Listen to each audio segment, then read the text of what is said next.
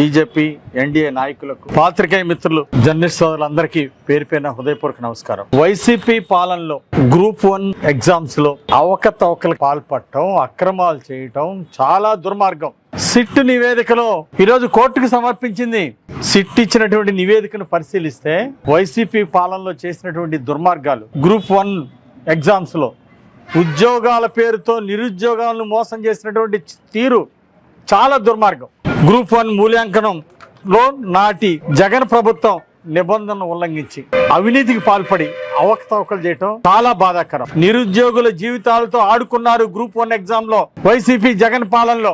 దీనికి జగన్మోహన్ రెడ్డి ఏం సమాధానం చెప్తాడు? నీ అవినీతి సొమ్ము కోసం నిరుద్యోగుల జీవితాలతో ఆడుకోవటం ఎంతవరకు న్యాయంగా ఉంది? ఈరోజు మీరు చేసినటువంటి తప్పులు కప్పుపుచ్చుకోవడానికి గ్రూప్ 1 లో మీరు దుర్మార్గాలు చేసి, తప్పులు చేసి, అవినీతికి పాల్పడి, పేపర్లు కరెక్షన్లో అవకతవకలు పాల్పడి, మెరిట్ ఉన్నటువంటి వాళ్ళకి అన్యాయం చేసి దుర్మార్గంగా చేశారు. గ్రూప్ 1 లో దుర్మార్గాలు చేసినటువంటి జగన్మోహన్ రెడ్డి ప్రజలకి క్షమాపణ చెప్పాలని డిమాండ్ చేస్తున్నా. చేసిన తప్పు మళ్ళీ కప్పుపుచ్చుకోవడానికి పారదర్శకంగా నారా లోకేష్ గారు డిఎస్సి ఎగ్జామ్స్ జరిపితే, నిబంధనల ప్రకారం పారదర్శకంగా బ్రహ్మాండంగా జరిపితే 150 కోర్టు కేసుల్ని సమర్థవంతంగా ఎదుర్కొని కోర్టు ఆదేశాల మేరకు చక్కగా ఎగ్జామ్స్ నిర్వహించి మెరిట్ పిల్లలకి ఉద్యోగాలు ఇచ్చారు. మెరిట్ కి ఉద్యోగాలు ఇచ్చినటువంటి నారా లోకేష్ గారిని అభినందించాల్సింది పోయి మాజీ ముఖ్యమంత్రి ఉద్దేశపూర్వకంగా, కుట్రపూర్వకంగా విష ప్రచారం చేస్తా ఉన్నారు, తప్పుడు ప్రచారం చేస్తున్నారు. టీచర్ల నియామకాన్ని మీరు చేసిన తప్పులు కప్పుచ్చుకోవడానికి పారదర్శకంగా జరిగినటువంటి, నిష్పక్షపాతంగా జరిగినటువంటి డిఎస్సి ఉద్యోగాల నియామకాన్ని మీద విష ప్రచారం చేయటం ఎంతవరకు సమంజసం? ఎంత దుర్మార్గం!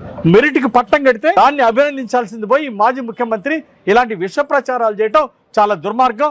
దీన్ని తీవ్రంగా ఖండిస్తున్నాం. ఈరోజు 16 దాకా టెట్ ఎగ్జామ్స్ జరుగుతూ ఉన్నాయి.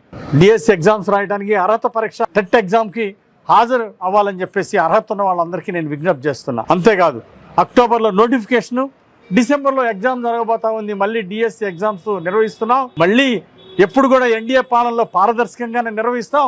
మెరిట్ బాగా కష్టపడి చదివి మార్కులు సాధించుకున్న వాళ్ళకి ఉద్యోగాలు వస్తాయని, దీనికి డిఎస్సికి ప్రిపేర్ అయ్యే వాళ్ళందరూ కూడా, అర్హత ఉన్న వాళ్ళందరూ కూడా టెట్ ఎగ్జామ్ క్వాలిఫై అయ్యి డిఎస్సి ఎగ్జామ్ రాయాల్సిందిగా, ఉద్యోగాలు సాధించుకోవాల్సిందిగా కోరుతున్నాము. 16,000 ఉద్యోగాలు గతంలో నియామకం చేసి మళ్ళీ ఈ సంవత్సరం కూడా నోటిఫికేషన్ ఇవ్వడానికి డిసెంబర్లో ఎగ్జామ్స్ నిర్వహించడం జరుగుతుందని ఈరోజు ప్రభుత్వం ప్రకటించింది. దీన్ని నిరుద్యోగ యువత దీన్ని ఉపయోగించుకోవాల్సిందిగా కోరుతున్నాము. ఈరోజు 23 లక్షల కోట్లు పెట్టుబడులు ఒప్పందం రావడం రాష్ట్రానికి గర్వకారణం. ఇతర దేశాల నుండి, ఇతర రాష్ట్రాల నుండి 23 లక్షల కోట్లు పెట్టుబడులు రావడం ఈరోజు చంద్రబాబు గారు, లోకేష్ గారు, ఉప ముఖ్యమంత్రి పవన్ కళ్యాణ్ గారు చేసినటువంటి కృషి అని ఈ సందర్భంగా మనవి చేస్తున్నా. ఇప్పటికే అటు ప్రైవేట్ ఉద్యోగాలు, ప్రభుత్వ ఉద్యోగాలు కలిపి 10 లక్షల మందికి ఎన్డీఏ పాలనలో 2 సంవత్సరాల్లో ఉద్యోగాలు రావడం, ఈరోజు యువత అంతా కూడా, నిరుద్యోగ యువత ప్రభుత్వానికి అభినందనలు, ధన్యవాదాలు తెలియజేస్తా ఉన్నారు. తప్పనిసరిగా రానున్న 3 సంవత్సరాల్లో ఇంకో 10 లక్షల పైన ఉద్యోగాలు, మొత్తం 20 లక్షల పైన ఉద్యోగాలు, ఉపాధి యువతకి కల్పించబోతున్నారు.